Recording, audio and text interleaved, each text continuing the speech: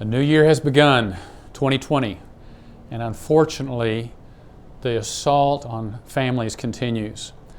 This week we had a program on NPR about homeschooling called How Should We Regulate Homeschooling?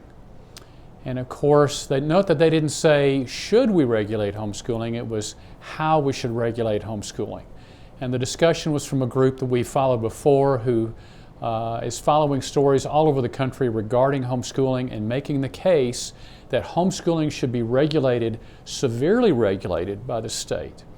And of course, 30 years ago, those arguments were being made, but they were being made in relationship to academics, questioning whether or not homeschoolers could do well academically. That discussion, of course, has been settled.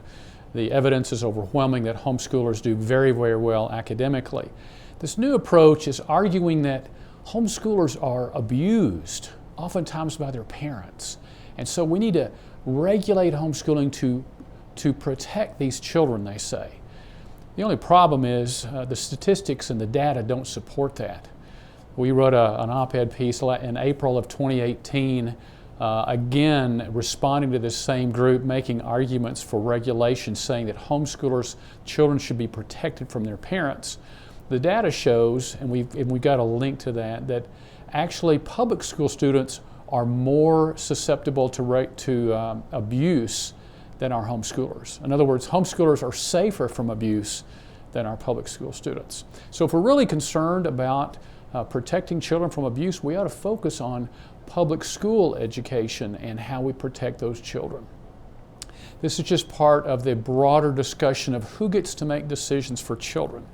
We've been following a Dallas story, a terrible story of a Dallas mom desperately trying to protect and save the life of her baby because doctors in a hospital have said that it's in the child's best interest to let that child die. So these are just part of the ongoing discussion we have in our society and our culture today about who gets to make decisions for children.